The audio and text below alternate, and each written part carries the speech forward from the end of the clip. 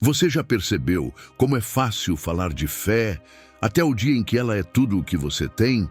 Jesus sabia que viver neste mundo seria um desafio diário.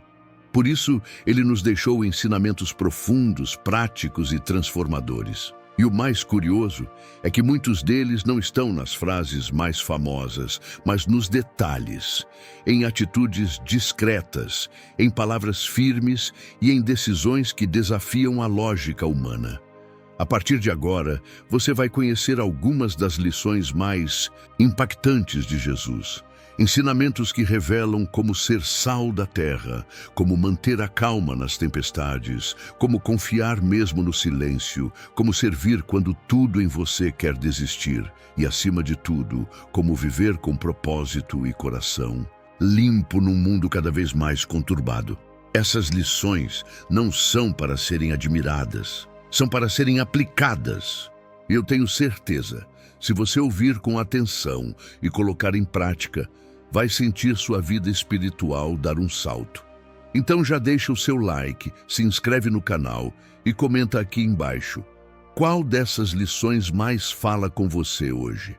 Vamos juntos nessa jornada com o Mestre. Ser sal da terra, Mateus 5,13. Vós sois o sal da terra, e se o sal for insípido, com que se há de salgar? Mateus 5,13. Quando Jesus nos chama de sal da terra, ele está revelando mais do que uma metáfora bonita. Está entregando uma missão. No tempo bíblico, o sal tinha duas funções principais: preservar e dar sabor. Em um mundo em decomposição espiritual e moral, somos chamados a impedir a corrupção e a trazer sentido às coisas. Ser sal é carregar um valor invisível, mas essencial. Pode parecer pequeno, mas sem ele, tudo perde o sabor. E assim, também é a presença de quem vive o Evangelho de verdade. Preservar significa manter o que é puro, proteger os valores do reino, resistir à contaminação. Não por legalismo, mas por amor à santidade. Ser sal é manter a essência mesmo quando todos ao redor já se renderam à cultura da mentira, do egoísmo, da superficialidade. É alguém no grupo de trabalho que escolhe não participar de fofocas. É um adolescente que decide se guardar até o casamento. É um empresário que fecha negócios com integridade. O sal preserva porque resiste. E essa resistência é sagrada. Dar sabor é outra dimensão do chamado. Tem gente que, quando chega num ambiente, tudo muda. A leveza, a sabedoria, o equilíbrio, a alegria. Isso é ser sal. Não precisa ser eloquente nem performático. Basta carregar a graça. Alguém cheio de Deus transforma o ambiente sem fazer força. O tempero está na maneira como escuta, como encoraja, como serve. É uma presença que não chama a atenção para si, mas faz falta quando se ausenta. Um exercício prático. Ao final do dia, pergunte a si mesmo: hoje fui sal para alguém? Isso ajuda a manter o propósito vivo.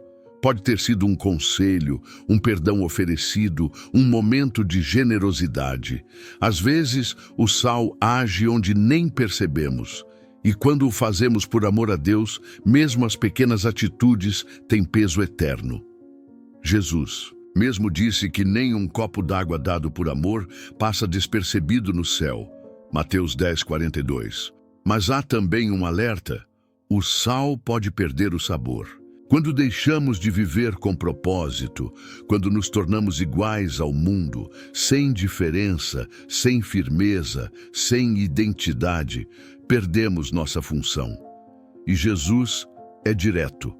Para nada mais presta, senão para ser lançado fora e pisado pelos homens. Isso é forte.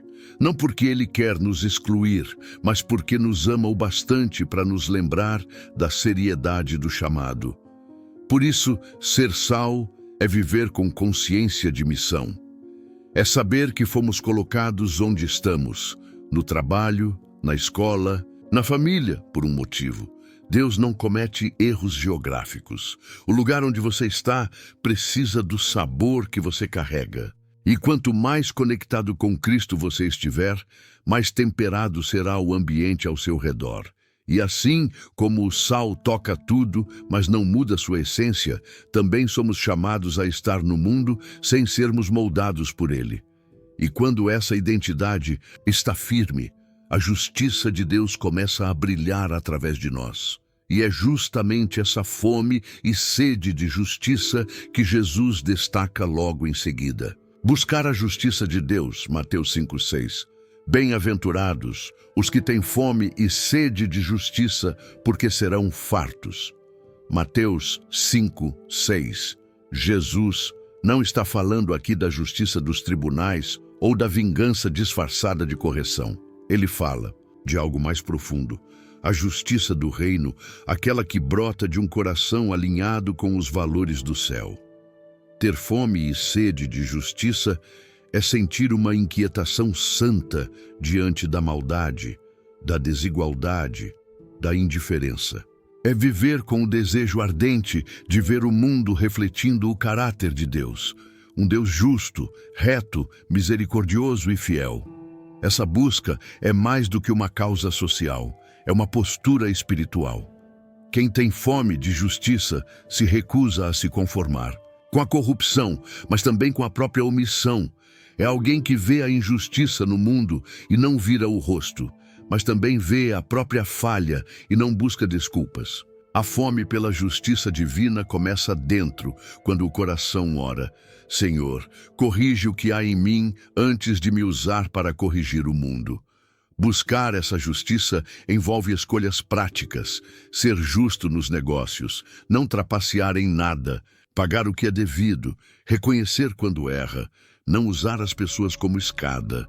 É oferecer oportunidades para quem foi esquecido, é defender quem não tem voz, é perdoar mesmo quando dói. Ser justo não é ser perfeito, é ser honesto consigo mesmo, com os outros e com Deus. É viver de forma reta, mesmo quando ninguém está olhando. O livro de Miqueias resume bem essa vida. Ele te declarou ao homem o que é bom e que é o que o Senhor pede de ti, senão que pratiques a justiça e ames a misericórdia e andes humildemente com o teu Deus. Miqueias 6:8. Ou seja, justiça, misericórdia e humildade andam de mãos dadas. A justiça de Deus não é fria, ela é cheia de graça. E quem a busca encontra satisfação onde o mundo só oferece vazio.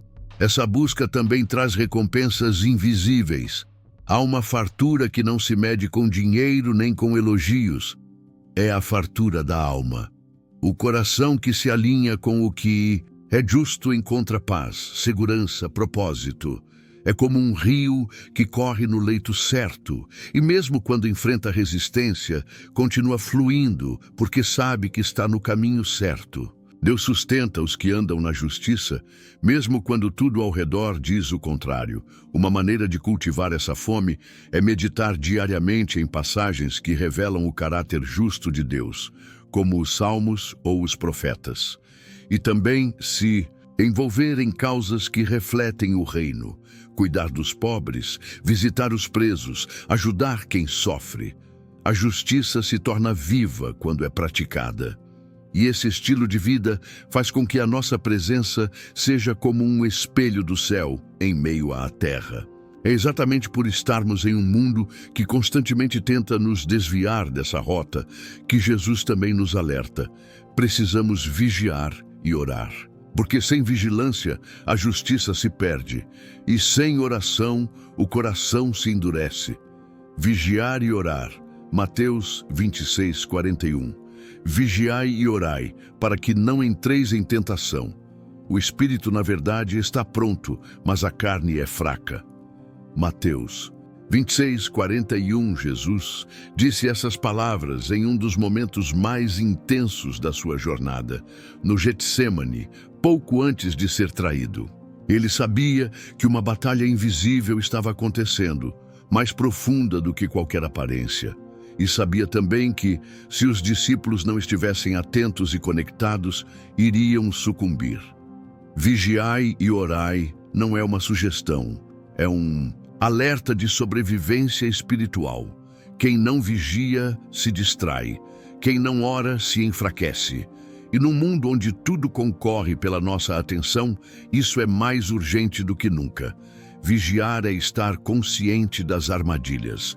É perceber que nem tudo o que brilha é de Deus, que nem todo elogio edifica e que nem toda porta aberta foi escancarada pelo céu.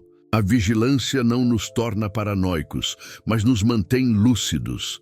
Ela nos ajuda a identificar as brechas antes que elas se tornem quedas.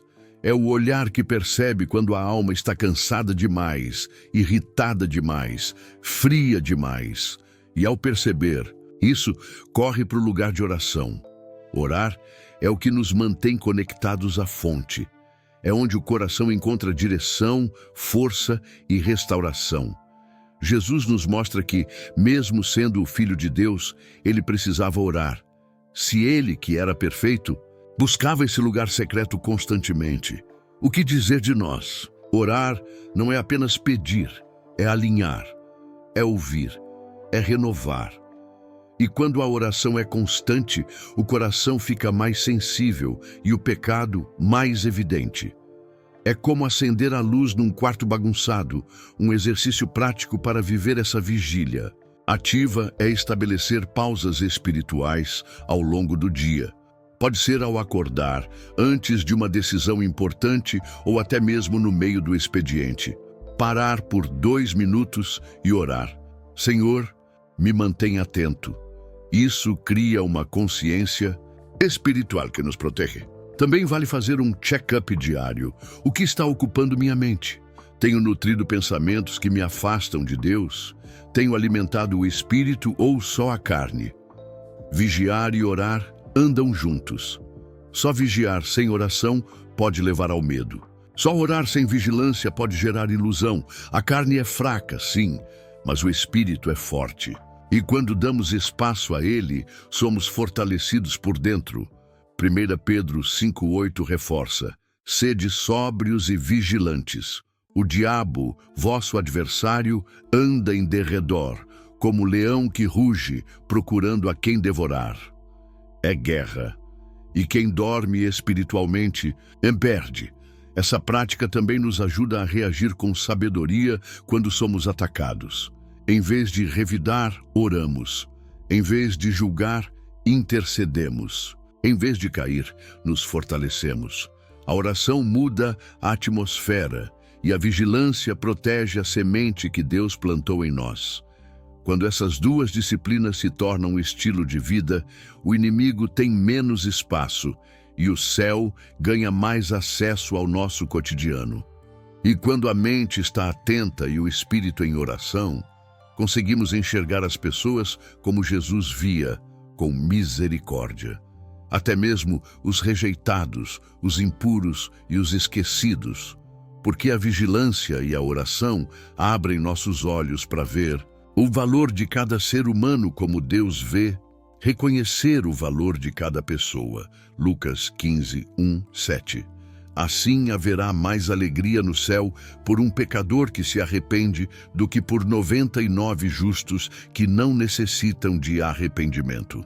Lucas 15, 7. Jesus sempre enxergou o que ninguém via.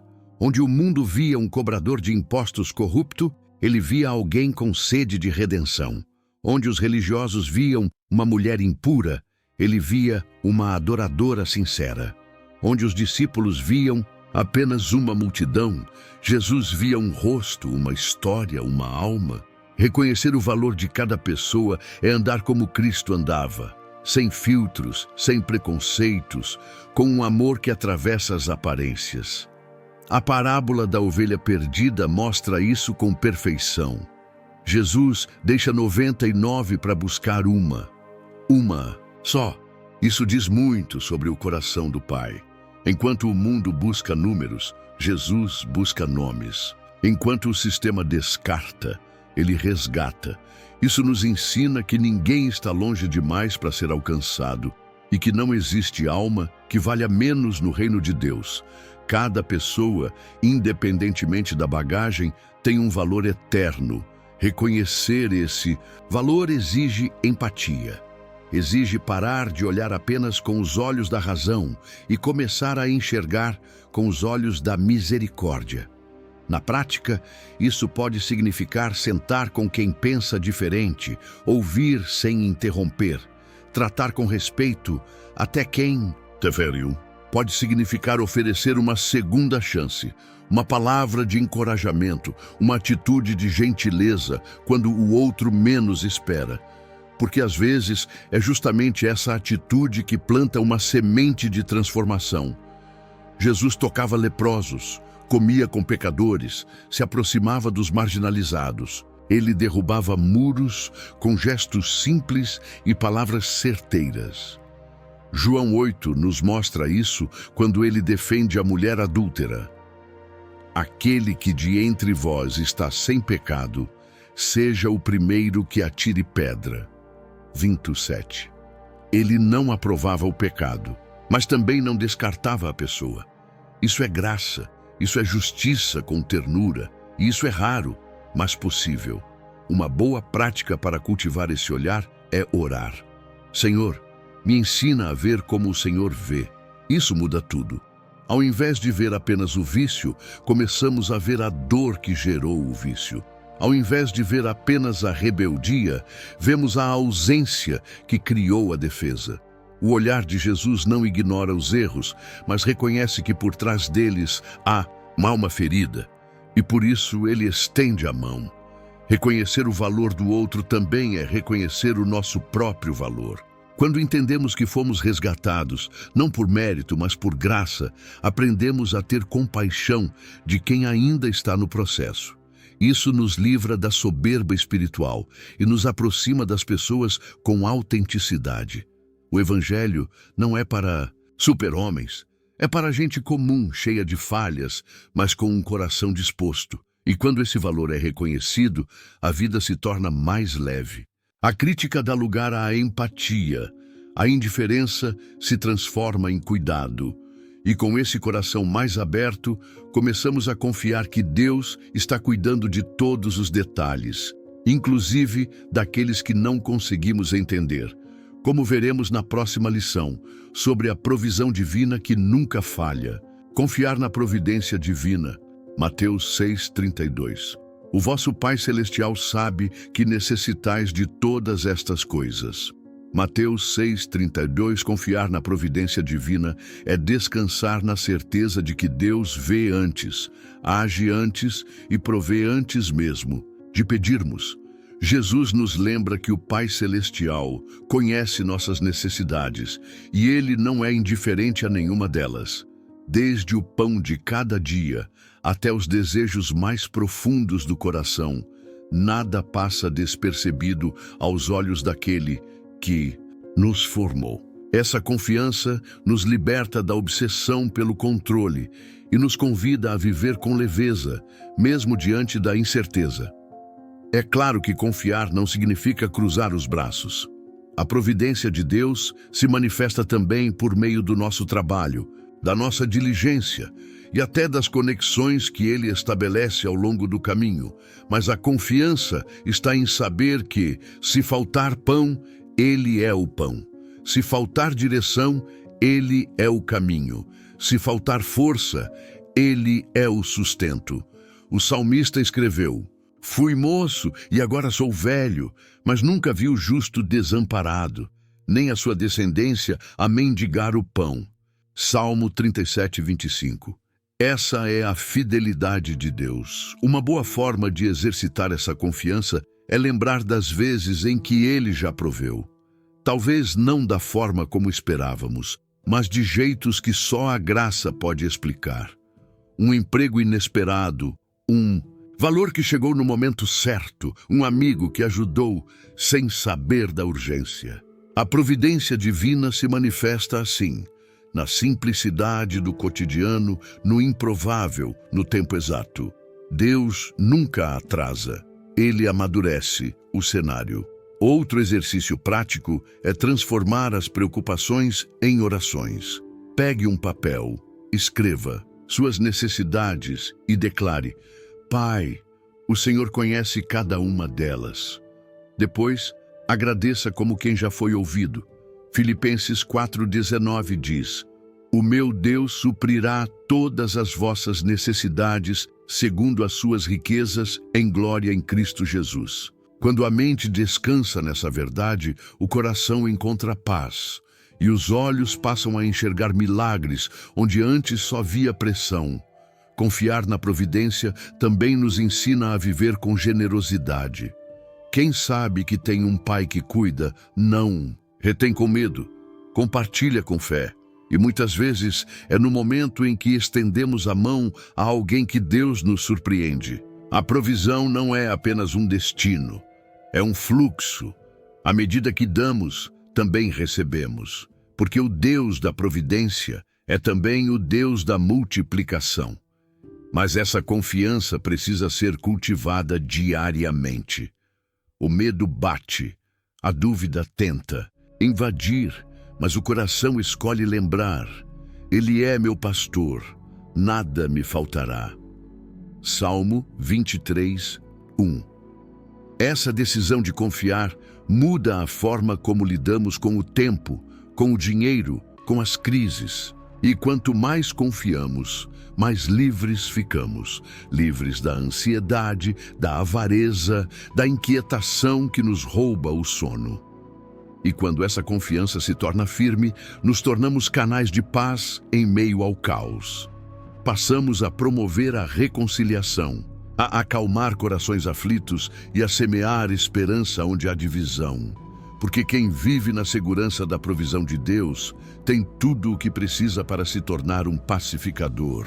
E ser pacificador, Mateus 5,9. Bem-aventurados os pacificadores, porque serão chamados filhos de Deus. Mateus 5,9. Jesus não disse bem-aventurados os pacíficos, mas sim pacificadores. A diferença é grande. O pacífico evita conflito. O pacificador transforma o conflito. Ele entra em ambientes tensos, não para alimentar discussões, mas para semear compreensão. Ele não foge das feridas. Aproxima-se com cuidado, com escuta, com compaixão. Ser pacificador é assumir um papel ativo na construção da paz, não como um espectador, mas como um agente do reino, que age com firmeza e doçura ao mesmo tempo. O pacificador não é omisso, é intencional. Ele sabe que paz não se impõe, se planta, às vezes com palavras, outras vezes com silêncio, muitas vezes com renúncia. Ele escolhe ceder quando a razão não vale mais que o relacionamento. Ele pede perdão mesmo sem estar errado, porque entende que o vínculo é mais valioso do que o orgulho. Ser pacificador é enxergar a reconciliação como prioridade espiritual.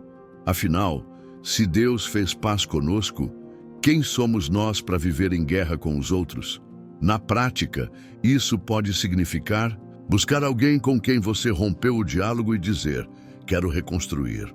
Pode ser mediar uma situação familiar conturbada com sabedoria.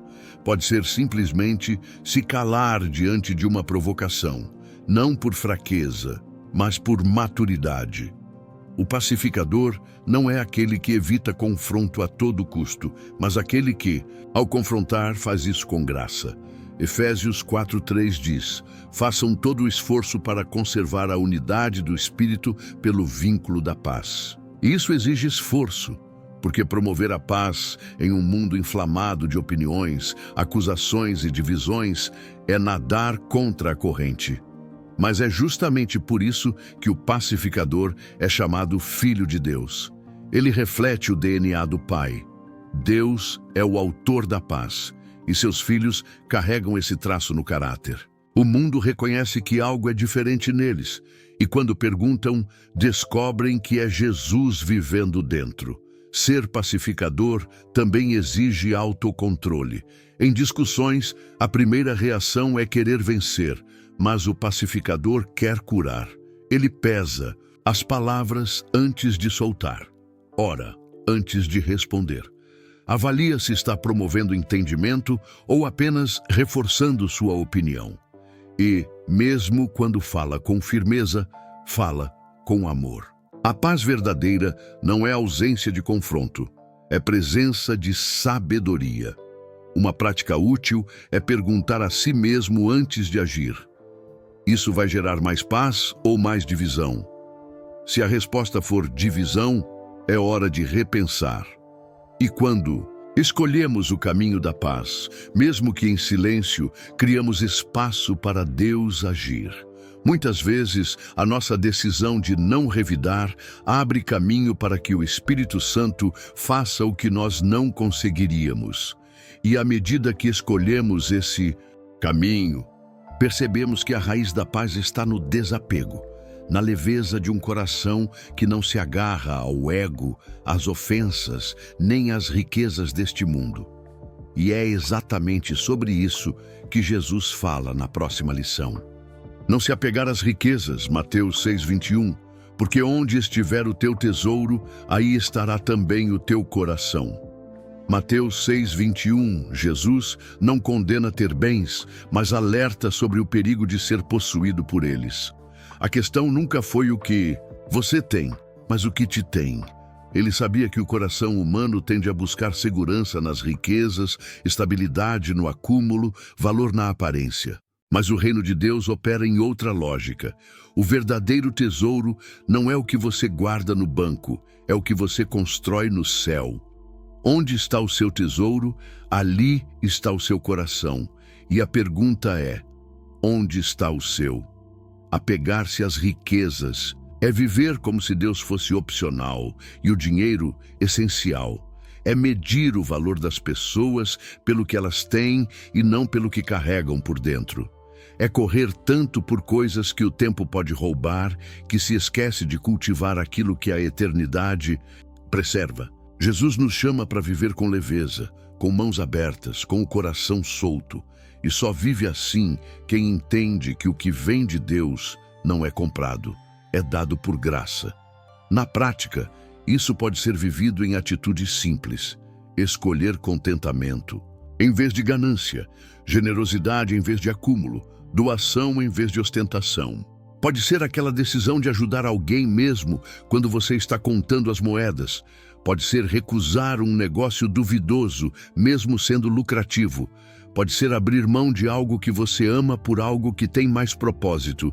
E tudo isso revela que o seu coração não está nas coisas, está no céu. Paulo escreveu a Timóteo: o amor ao dinheiro é a raiz de todos os males. 1 Timóteo 6:10. Repare, não é o dinheiro em si, é o amor a ele. E esse amor aprisiona. Faz com que a vida se torne uma eterna busca por mais. Mais conforto, mais poder, mais prestígio. Mas o problema de quem vive para ter é que nunca é suficiente. A alma permanece com fome, porque só o pão da presença de Deus sacia de verdade. Uma boa forma de treinar o desapego é praticar a generosidade intencional. Estabeleça um valor mensal para doar, não apenas quando sobrar, mas como prioridade. Ajudar uma instituição, abençoar alguém discretamente, investir no reino. Isso disciplina o coração. Também vale fazer periodicamente uma faxina espiritual nas finanças. Rever onde seu dinheiro está indo, se seus investimentos refletem os valores do reino ou só do mercado. O desapego também se manifesta nas perdas. Quando algo é tirado de você, uma posição, uma casa, um negócio, o coração que confia em Deus chora, mas não desmorona, porque sabe que a vida não está nas posses, mas na promessa. Jó, depois de perder tudo, declarou: o Senhor deu, o Senhor tirou, bendito seja o nome do Senhor. Jó 1:21. Isso é liberdade espiritual. E essa liberdade nos torna férteis, porque o coração leve, desapegado, pronto para obedecer é solo fértil para dar frutos eternos. Frutos que não se medem em cifras, mas em impacto, legado e transformação. Dar fruto que permaneça. João 15:16. Eu vos escolhi a vós e vos designei para que vades e deis fruto, e o vosso fruto permaneça.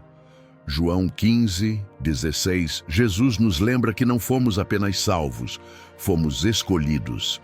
e não apenas escolhidos, fomos designados, ou seja, há uma missão embutida na salvação. Ele não nos chamou para uma vida estéril, mas frutífera. E não qualquer fruto. Ele quer frutos que permaneçam, frutos que sobrevivem ao tempo, que resistem às estações da vida, que atravessam gerações. Uma vida com Cristo não pode ser uma vida rasa. É uma árvore que cresce, que dá sombra, que alimenta e que deixa semente. Dar fruto que permanece é mais do que fazer boas ações. É viver com intencionalidade. É permitir que o Espírito Santo produza em nós o fruto do caráter de Cristo. Amor, alegria, paz, paciência, bondade, fidelidade, mansidão e domínio próprio. Gálatas 5, 22, 23. Esses frutos não vêm de esforço humano, vêm da permanência na videira. É por isso que Jesus diz, sem mim nada podeis fazer.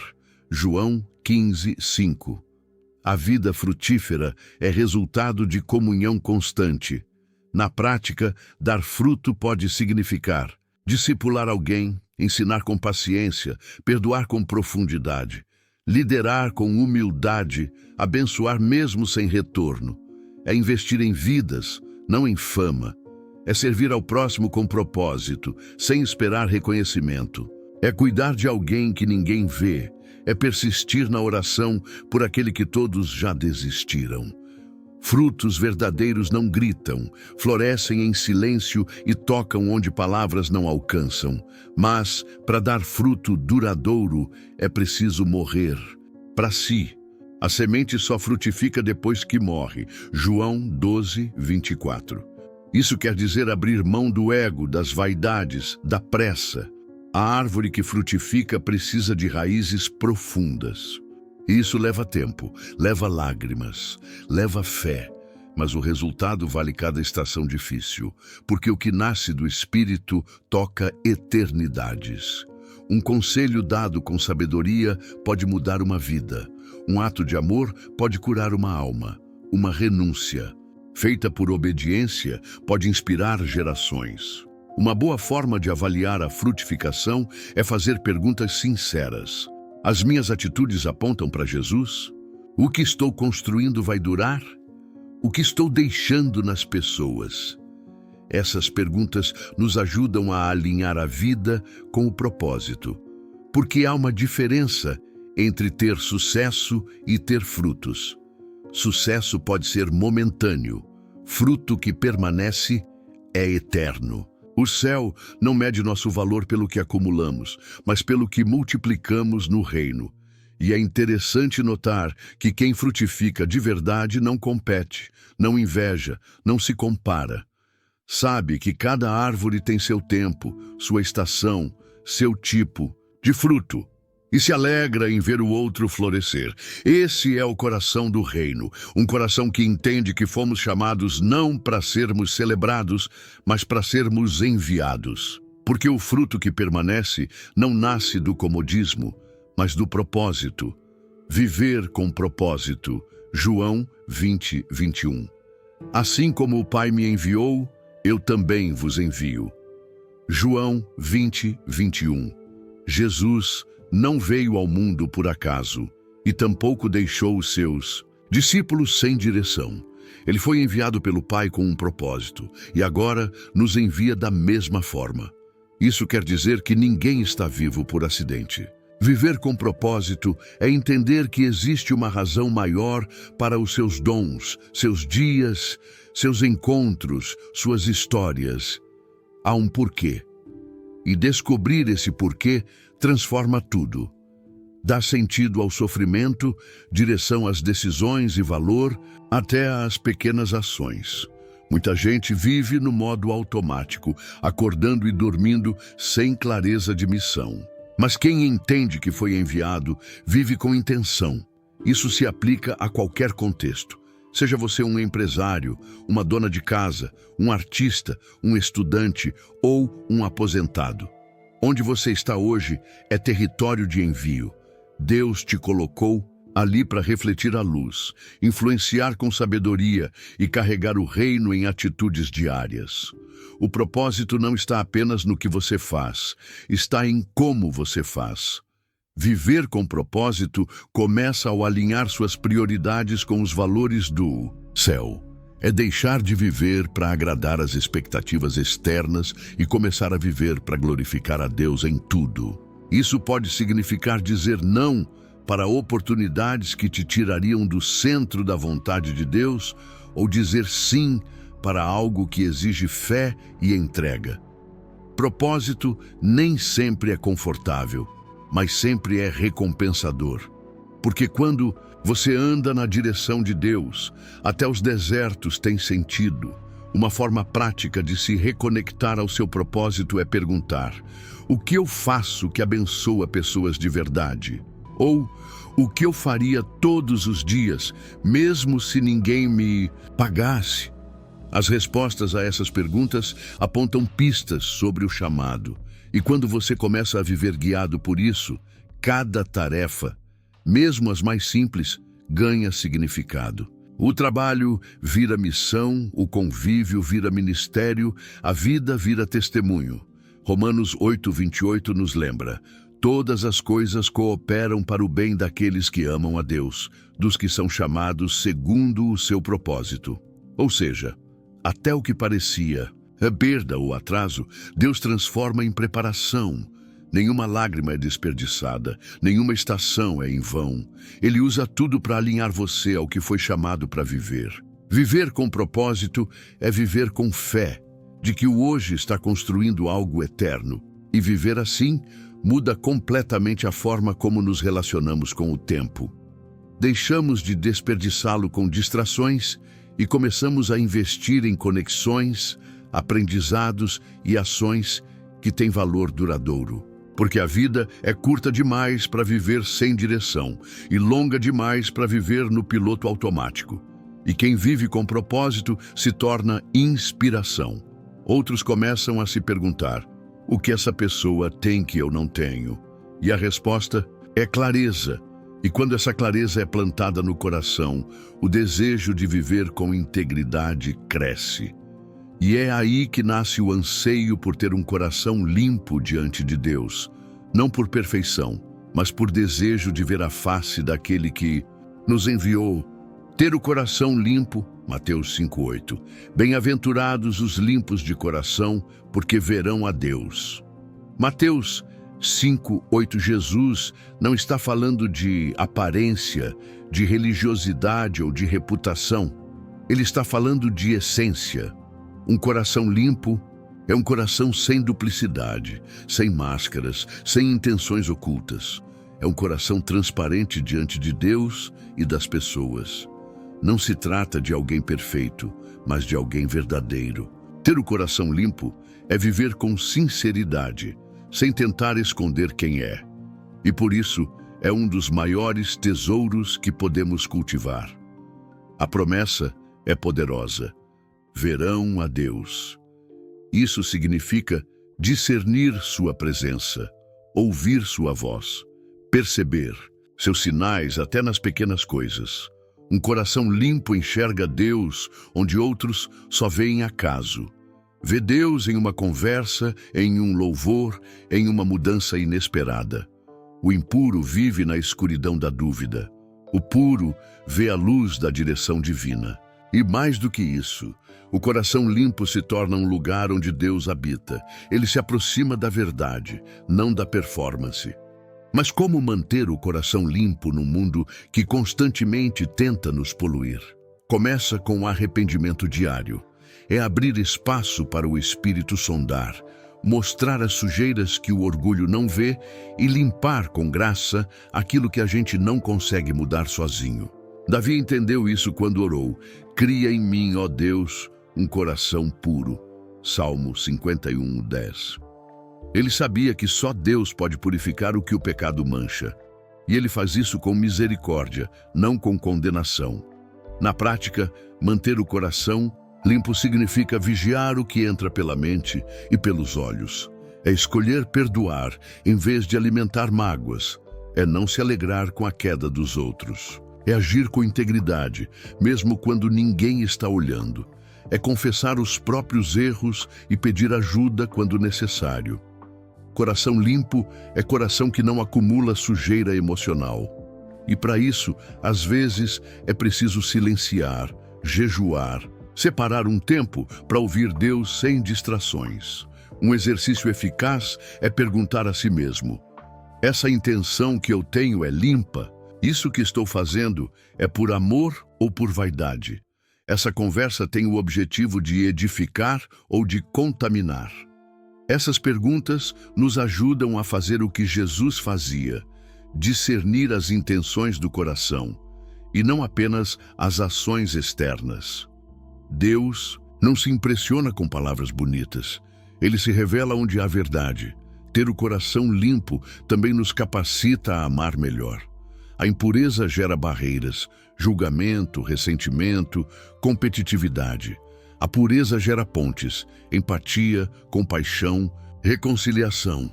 O coração limpo é um canal, não um filtro. Ele deixa fluir o que vem de Deus sem contaminar no caminho. E isso impacta tudo ao redor: família, amizades, trabalho, ministério. Porque onde há pureza, há liberdade. E quando essa liberdade se torna parte do nosso interior, a misericórdia se torna mais do que um gesto. Ela se torna um reflexo do próprio Cristo, que sempre estendeu perdão onde havia sinceridade. Ser misericordioso, Mateus 5:7. Bem-aventurados os misericordiosos, porque alcançarão misericórdia. Mateus 5. Ser misericordioso é mais do que ter pena ou se comover, é agir com compaixão. É sentir a dor do outro como se fosse sua, mas ir além. É estender a mão, oferecer ajuda, ser resposta em vez de apenas espectador. Jesus nos ensinou isso não só com palavras, mas com atitudes. Ele tocou leprosos, perdoou adúlteros, acolheu traidores. Onde muitos viam casos perdidos, ele via almas feridas. A misericórdia é a ponte entre a graça de Deus e a dor humana. Essa bem-aventurança traz uma promessa direta: quem é misericordioso alcança misericórdia. Em outras palavras, quanto mais perdoamos, mais experimentamos o perdão. Quanto mais compreendemos, mais somos compreendidos. Isso não é uma troca mecânica, é um princípio espiritual. A misericórdia abre canais invisíveis entre o céu e a terra. E quem vive assim carrega o coração do Pai. Um coração que não cancela, mas restaura. Na prática, a misericórdia se revela em atitudes do dia a dia: não julgar apressadamente, ouvir sem interromper, perdoar sem exigir perfeição. Às vezes, ser misericordioso é simplesmente dar uma segunda chance. Outras vezes, é dar o benefício da dúvida ou calar-se diante de uma provocação.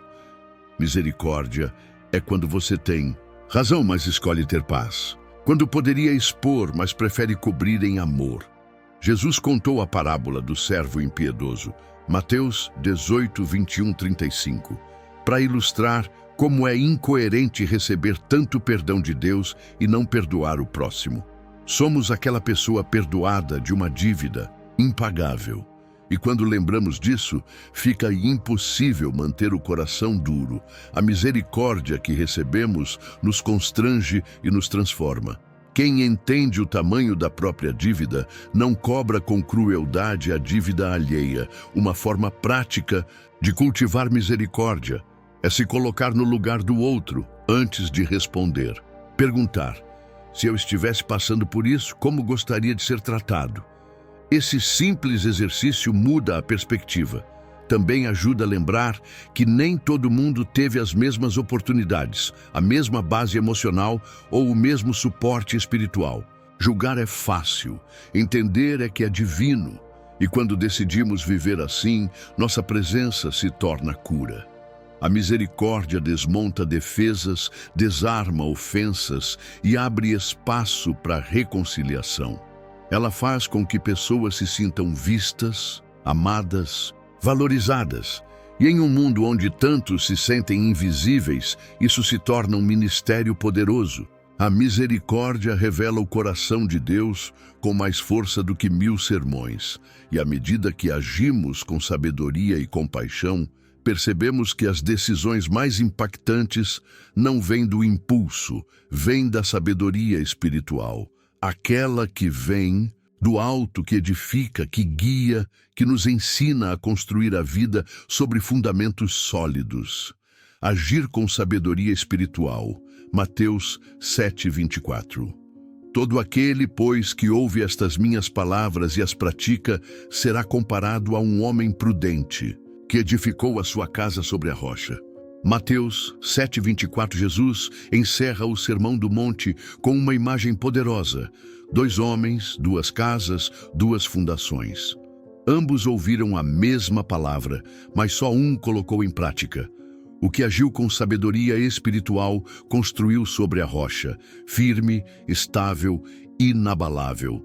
A sabedoria, portanto, não está apenas em conhecer a verdade, mas em vivê-la. É aí que mora o segredo. Saber não transforma. Praticar, sim. Agir com sabedoria espiritual é tomar decisões à luz da palavra. É consultar o céu antes de tomar atitudes na terra. É viver com discernimento, não por instinto, não por emoção, mas por direção. Isso significa dizer não a oportunidades boas, que não são alinhadas com o propósito. Significa esperar quando tudo dentro de você quer correr. Significa falar menos, ouvir mais e só responder quando for guiado pelo Espírito. Na prática, essa sabedoria se manifesta em momentos cotidianos, na escolha de um parceiro, na hora de decidir sobre um emprego, na forma de responder a uma crítica. Pode parecer pequeno, mas é nesses detalhes que a vida é moldada. Tiago 1:5 nos encoraja. Se alguém tem falta de sabedoria, peça a Deus, que a todos dá livremente. Ou seja, sabedoria espiritual não é só para líderes ou mestres, é para qualquer um que deseje ouvir e obedecer. E essa sabedoria também nos protege das tempestades, porque elas virão. A fé não nos livra da chuva, mas nos prepara para suportá-la. Quem construiu sobre a areia, ou seja, quem vive de aparência, de religiosidade vazia, de decisões precipitadas, verá a casa cair. Mas quem vive o que aprende, permanece firme. A diferença não está no que se ouve, mas no que se faz, com o que se ouve. Uma forma prática de desenvolver sabedoria espiritual é cultivar o hábito de buscar a direção de Deus antes de agir.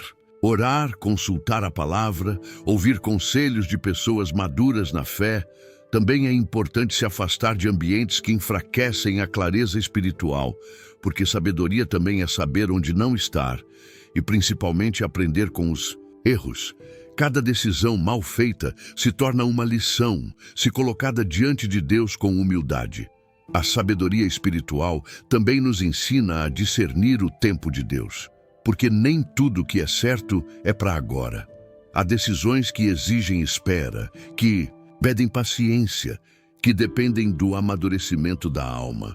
A sabedoria sabe que a velocidade pode ser inimiga da vontade divina. E por isso, aprende a esperar com fé, sabendo que no tempo certo, o que é de Deus se manifesta com paz. E é nessa paz que o coração se acalma, que o impulso se rende, que a alma se organiza. Porque a sabedoria não apressa, ela prepara. E preparada, ela entende que há um tempo exato para todas as coisas, inclusive para confiar com serenidade no tempo perfeito de Deus. Esperar o tempo de Deus, João 2:4. Ainda não é chegada a minha hora. João 2:4. Jesus disse essas palavras em uma festa de casamento. Enquanto todos ao redor esperavam uma solução imediata, ele via algo maior. Havia uma hora certa, um tempo exato, um propósito a ser revelado. Esperar o tempo de Deus é um dos maiores desafios da fé, porque tudo dentro de nós clama por urgência. Mas Deus não se move pela nossa ansiedade. Ele se move com precisão. E quem aprende a esperar, amadurece na confiança e se fortalece na esperança. O tempo de Deus não é passivo, é preparatório. Enquanto esperamos, Ele trabalha, nos molda, nos ensina, organiza os bastidores. A espera não é um castigo, é uma escola. E quem aprende a confiar no processo, colhe frutos mais doces. Assim como um fruto colhido antes do tempo é azedo, uma bênção antecipada pode se tornar peso. A espera de Deus é proteção, não negação. Na prática, esperar o tempo de Deus pode significar permanecer naquele emprego que parece estagnado, mas onde Ele ainda está trabalhando algo em você. Pode ser segurar o coração diante de um relacionamento que parece ideal, mas não está no tempo certo. Pode ser silenciar quando tudo dentro de você quer agir. Às vezes, o maior ato de fé é não se mover, é confiar que o céu está em ação. Mesmo quando a terra está em silêncio, Eclesiastes 3:1 diz: tudo tem o seu tempo determinado e há tempo para todo propósito debaixo do céu. Essa verdade acalma o coração, porque quando entendemos que o controle não está em nossas mãos, mas nas mãos de um Deus bom, a alma descansa, não porque está tudo resolvido, mas porque está tudo entregue. Esperar o tempo de Deus é confiar que Ele não atrasa, Ele aperfeiçoa. Uma prática poderosa durante a espera é transformar a inquietação em adoração. Louvar mesmo quando nada mudou. Orar mesmo quando o céu parece fechado. Agradecer, como quem já recebeu. Isso alimenta a fé e afasta a ansiedade. Também é importante não comparar sua jornada com a dos outros. Cada relógio de Deus é pessoal. O tempo que Ele leva com você tem propósito e nunca será desperdiçado. E quando enfim a hora chega, é sempre melhor do que se tivesse sido apressada. O vinho novo no casamento de Caná veio depois que todos os recursos humanos acabaram. E foi o melhor vinho da festa. Deus guarda o melhor para o tempo dele. E o tempo dele revela o caráter dele. Fiel, cuidadoso, perfeito. A espera nos prepara para receber, mas também para sustentar o que virá. E essa fé que aprende a esperar, sem se desesperar, é a mesma que aprende a caminhar sem ver. A confiar, mesmo quando tudo ainda parece confuso. Porque para quem anda com Deus, nem sempre a visão é clara, mas a direção é segura. Andar por fé, não por vista. João 20:29. Bem-aventurados os que não viram e creram. João 20:29. Jesus disse essas palavras a Tomé, um dos seus discípulos que só acreditou na ressurreição após ver com os próprios olhos. Mas o Mestre estava apontando para algo maior. A bem-aventurança de quem crê mesmo quando não vê. Andar por fé é exatamente isso. Caminhar confiando em Deus, mesmo quando os sentidos, as circunstâncias e até as emoções dizem o contrário. É colocar o pé onde ainda não há chão visível, confiando que o chão vai surgir. A fé verdadeira não é ilusão, é convicção. Hebreus 11:1 define: ora, a fé é o firme fundamento das coisas que se esperam e a prova das coisas que se não veem. Ou seja, a fé é um tipo de certeza que não depende de sinais. Ela não se baseia em evidências humanas, mas em promessas divinas. E essas promessas são firmes como a rocha. Quem anda por fé não precisa entender tudo. Precisa confiar naquele que entende. Na prática, andar por fé pode significar continuar orando mesmo sem respostas. Continuar sendo fiel mesmo quando não vê resultados. Continuar amando mesmo quando não é correspondido. Pode ser abrir um negócio que Deus colocou no coração, mesmo com pouco recurso. Pode ser dizer sim a um chamado ministerial sem saber como tudo vai se desenrolar. Fé é ação alinhada com a voz de Deus, mesmo quando o cenário ainda não parece favorável. Andar por vista é depender de confirmações constantes. É viver à base de sinais, de controles, de garantias. Mas a fé nos tira da zona de conforto. Ela nos ensina a depender, a nos mover sem mapa, mas com bússola. E a única bússola segura é o Espírito Santo. Ele nos guia quando os olhos naturais não enxergam o caminho. E, ao seguirmos essa direção, milagres começam a acontecer. Um exercício poderoso é lembrar de situações passadas em que você agiu pela fé e Deus honrou. Isso fortalece o coração para continuar. Também é útil declarar versículos de confiança todos os dias, como porque andamos por fé e não por vista. 2 Coríntios 5:7. Essas declarações vão moldando a mentalidade e reeducando o olhar. Você começa a ver o invisível com os olhos do Espírito, e isso muda tudo. A fé também nos ensina a lidar com o tempo de forma diferente. Enquanto a vista diz, já era, a fé diz, ainda não é o fim. Enquanto a lógica diz, não tem mais jeito, a fé sussurra, Deus ainda está escrevendo. Quem anda por fé não desiste no meio. Continua, mesmo sem aplausos, mesmo sem plateia, mesmo sem resultado imediato. Porque sabe que a fidelidade a Deus nunca volta vazia. E é nesse caminho de fé, silenciosa e firme, que o coração se torna mais sensível à dor dos outros. Porque quem confia em Deus de verdade não se isola em si mesmo, mas se aproxima dos que sofrem. E é isso que nos leva à próxima lição. Chorar com os que choram, não como uma obrigação social, mas como expressão do amor de Cristo. Chorar com os que choram. João 11:35. Jesus chorou. João 11:35, esse é o versículo mais curto da Bíblia, apenas 2 palavras, mas carrega um oceano de significado. Jesus chorou. O Filho de Deus, perfeito, santo, onisciente, chorou. E não foi porque não sabia que Lázaro seria ressuscitado. Foi porque viu a dor de Marta e Maria, viu o luto, o desespero, as lágrimas sinceras e se comoveu. Isso revela que o nosso Deus não é indiferente à dor humana. Ele não é apenas salvador, ele é sensível, ele se importa. Chorar com os que choram é ter um coração parecido com o de Jesus. É ser alguém que não oferece explicações rápidas, mas presença verdadeira. É abraçar o outro sem precisar dizer muito. É não tentar corrigir a dor, mas simplesmente estar junto nela. Em um mundo que corre para consolar com frases prontas, o coração de Cristo nos ensina a consolar com silêncio, com escuta, com empatia. Às vezes, um simples "eu estou aqui" carrega mais cura do que 1000 versículos citados fora de hora.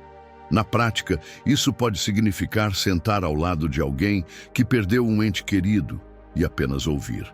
Pode ser visitar um hospital sem a intenção de resolver, mas de oferecer companhia. Pode ser mandar uma mensagem sincera para alguém que está afastado, sem pressão, só dizendo, "Lembrei de você hoje." São atitudes simples que tocam profundamente, porque na dor, o que as pessoas mais precisam é se sentir vistas. Romanos 12:15 nos orienta, "Alegrai-vos com os que se alegram e chorai com os que choram." Ou seja, viver a fé cristã é viver em comunidade emocional, é estar sensível às alegrias e às dores do outro. O Evangelho não é uma fé isolada, é uma caminhada compartilhada. E quando aprendemos a nos importar de verdade, o reino de Deus se manifesta nos vínculos que criamos. Esse tipo de empatia também nos humaniza. Nos faz lembrar que todos têm batalhas invisíveis, que por trás do sorriso pode haver cansaço e por trás da raiva pode haver ferida. Quando escolhemos olhar além das aparências, o julgamento cede lugar à misericórdia. E muitas vezes, a dor do outro revela algo em nós que também precisa de cura. Mas é importante lembrar, chorar com os que choram não é carregar o fardo sozinho, é compartilhar. E isso também nos leva a buscar consolo em Deus, para que possamos consolar os outros com o consolo que recebemos. A dor nos conecta, mas é a presença de Deus em meio à dor que transforma. Porque quem sabe o que é sofrer com alguém, também sabe o que é permanecer firme nas tribulações. Permanecer firme nas tribulações, João 16:33. No mundo tereis aflições, mas tende bom ânimo, eu venci o mundo. João 16:33. Jesus foi direto. Não prometeu uma vida sem problemas. Ele não usou palavras doces para mascarar a realidade. Pelo contrário, ele avisou que neste mundo passaríamos por aflições. Mas não parou aí. Na mesma frase em que alertou, ele encorajou. Tende bom ânimo. Ou seja, mesmo em meio à dor, à crise, ao desânimo, há um motivo para continuar. Jesus venceu o mundo.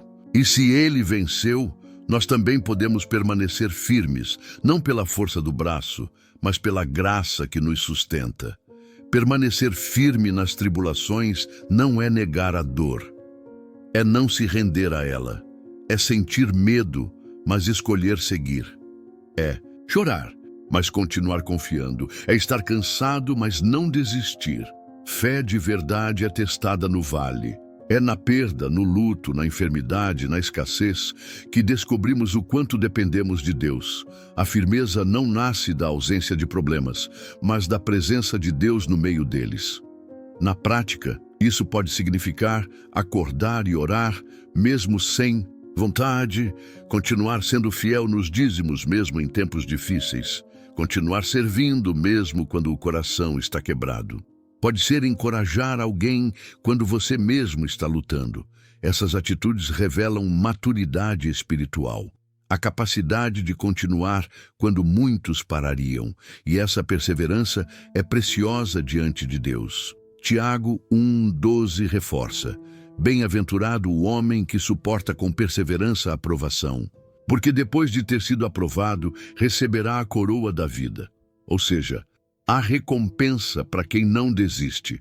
O sofrimento não é o fim, é parte do processo. E quando atravessamos esse processo com fé, o que sai do outro lado não é apenas alguém sobrevivente, mas alguém transformado, mais forte, mais sensível, mais parecido com Cristo. Uma prática poderosa nesses momentos é declarar verdades em meio às dúvidas. Em vez de dizer não vai dar certo, dizer tudo posso naquele que me fortalece. Em vez de pensar estou sozinho, lembrar o Senhor está comigo como um guerreiro poderoso. Jeremias 20:11. A mente é um campo de batalha e a palavra de Deus é nossa espada. Quanto mais a usamos, mais firmes permanecemos. Permanecer firme também é aprender a descansar, mesmo quando tudo ainda está bagunçado. É confiar que Deus está no controle, mesmo quando não entendemos. E muitas vezes é no meio da tribulação que mais experimentamos a presença dele. A dor aprofunda, nos coloca de joelhos, nos faz mais humildes, mais reais. E nesse lugar, Deus nos encontra de forma especial. E é exatamente nesse lugar de fragilidade que percebemos: sem Ele, não conseguimos. A dependência de Deus deixa de ser discurso e se torna experiência. E ao reconhecer essa dependência, abrimos o coração para um mover que só o Espírito pode produzir. Reconhecer a dependência de Deus. João 15:5. Sem mim, nada podeis. Vamos fazer. João 15:5. Jesus não está exagerando. Quando ele diz que sem ele nada podemos fazer, é porque ele sabe da nossa estrutura, frágil, limitada, emocionalmente oscilante. Reconhecer a dependência de Deus não é sinal de fraqueza, é sinal de sabedoria, é o ponto de partida da maturidade espiritual. Porque enquanto acharmos que damos conta sozinhos, viveremos ansiosos, frustrados e sobrecarregados. Mas quando admitimos, Senhor, eu preciso de Ti para tudo, algo muda. O fardo fica mais leve, o coração mais tranquilo e a fé mais real. A dependência de Deus não é passividade, é parceria, é levantar e dizer: Senhor, me guia. É planejar, mas submeter os planos. É trabalhar, mas entender que a provisão vem dele. É pregar, mas lembrar que quem convence é o Espírito. É cuidar da casa, dos filhos, das tarefas, mas buscar nele o ânimo e a direção. Quem depende de Deus sabe que até o ar que respira é um presente renovado a cada manhã. Na prática, essa dependência se revela nas pequenas decisões. Antes de responder a um conflito, ore. Antes de fechar um negócio, consulte o céu. Antes de aceitar um convite, pergunte: Senhor, é isso mesmo? Quanto mais envolvidos com Ele estamos, mais sensíveis ficamos à sua voz. E quanto mais ouvimos, mais nos tornamos prudentes, pacientes e guiados. Não é mágica. É comunhão. Provérbios 3, 5, 6 nos dá um conselho essencial. Confia no Senhor de todo o teu coração e não te estribes no teu próprio entendimento. Reconhece-o em todos os teus caminhos e ele endireitará as tuas veredas. Confiar é o oposto de controlar. E isso, em um mundo que nos treina para a independência total, é quase uma revolução interior. Mas é justamente esse caminho que libera paz, direção e alívio. Uma forma prática de viver essa dependência é começar o dia em oração dizendo: Senhor, eu coloco o meu dia em tuas mãos. E ao longo das horas, lembrar disso. Quando sentir-se perdido, volte à oração. Quando se alegrar, agradeça. Quando errar, peça socorro. Dependência não é só nos momentos difíceis, é no cotidiano. É um estilo de vida, não uma emergência espiritual. Reconhecer que nada somos sem Ele também nos torna mais humildes. Diante do sucesso, damos glória a quem merece. Diante dos dons, lembramos do doador. Diante das vitórias, celebramos com reverência. A dependência de Deus nos livra da vaidade e nos aproxima da essência. E quanto mais dependentes, mais cheios da presença. Porque Deus se revela com mais profundidade aos que reconhecem que não têm tudo sob controle e não precisam ter. E é com esse coração dependente que entendemos que nossa missão aqui não é apenas sobreviver, mas anunciar. Que o maior sinal de maturidade não é autossuficiência, mas disponibilidade. E é com esse espírito que Jesus nos envia ao mundo, com uma missão clara e inegociável. Levar o Evangelho ao mundo. Marcos 16, 15. Ide por todo o mundo e pregai o Evangelho a toda criatura. Marcos 16, 15. Essa foi uma das últimas instruções de Jesus antes de subir ao céu. E por isso não é uma sugestão, é uma convocação. Ide. Um verbo de ação, de movimento, de propósito. Levar o Evangelho ao mundo não é tarefa exclusiva de pastores, missionários ou pregadores. É um chamado para todos que foram alcançados pela graça. Se Cristo te salvou, então há alguém no teu caminho que pode ser alcançado através da tua vida. Evangelizar não é apenas falar sobre Jesus. É revelar Jesus em atitudes, em conversas, em decisões. É viver de forma tão conectada ao céu que as pessoas percebam algo diferente e queiram saber o que é. É manifestar o fruto do Espírito em um mundo cheio de amargura, ódio e pressa. É muitas vezes escutar antes de pregar, amar antes de exortar, caminhar junto antes de apontar o caminho. Na prática, isso pode acontecer em qualquer lugar. No trabalho, ao oferecer ajuda a um colega sobrecarregado, na escola, ao acolher alguém excluído, em casa, ao perdoar e servir com alegria. Também pode acontecer nas redes sociais, ao compartilhar conteúdo que edifica e inspira. O Evangelho não é uma teoria distante, é vida pulsando em nós. E quando entendemos isso, percebemos que cada encontro é uma oportunidade divina. Atos 1:8 reforça: recebereis poder ao descer sobre vós o Espírito Santo e sereis minhas testemunhas tanto em Jerusalém como até os confins da terra. Ou seja, fomos capacitados para isso. Não evangelizamos na força do argumento, mas no poder do Espírito. Ele nos guia, nos inspira, nos dá palavras. E mais do que isso, ele prepara os corações. Às vezes, o simples ato de dizer Jesus te ama pode ser a chave para destrancar uma alma.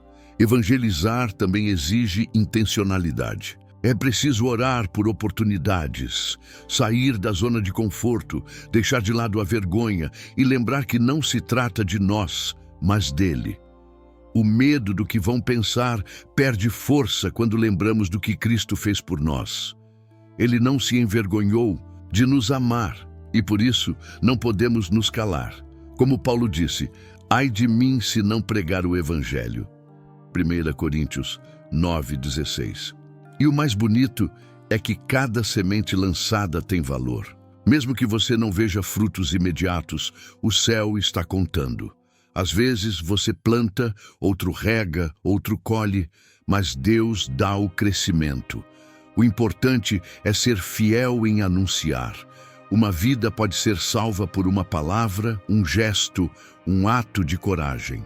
E essa vida, ao ser transformada, pode transformar outras. E quando essa missão se torna nossa paixão, a vida ganha propósito eterno. Passamos a viver não apenas para hoje, mas para a eternidade. E é nesse espírito que encerramos essas 35 lições, entendendo que o Evangelho não é uma mensagem para guardar, mas para espalhar, porque o mundo precisa ver, ouvir e sentir o amor de Jesus através de nós. Jesus nos chamou para ser sal, para ser luz, para ser influência, mas também nos chamou para descansar, confiar, esperar, servir. Essas últimas lições que você acabou de ouvir não são teóricas. Elas são respostas para dores reais, para crises atuais, para decisões que você pode estar enfrentando agora mesmo. O que ele ensinou ainda é o que transforma. Basta aplicar. Então, me responde, qual dessas verdades de Jesus você vai escolher viver com mais intensidade a partir de hoje? Vai vigiar e orar com mais disciplina? Vai confiar na provisão divina, mesmo sem entender os caminhos? Vai escolher ser pacificador em vez de revidar? Ou vai finalmente entregar o controle e depender completamente de Deus? Se alguma dessas palavras te confrontou, te despertou ou te trouxe clareza, então não guarda isso só para você. Curte esse vídeo, se inscreve no canal e ativa as notificações. E se você conhece alguém que precisa ouvir essa mensagem, compartilha agora. Porque quando vivemos os ensinamentos de Jesus, até o cotidiano se torna lugar de milagre.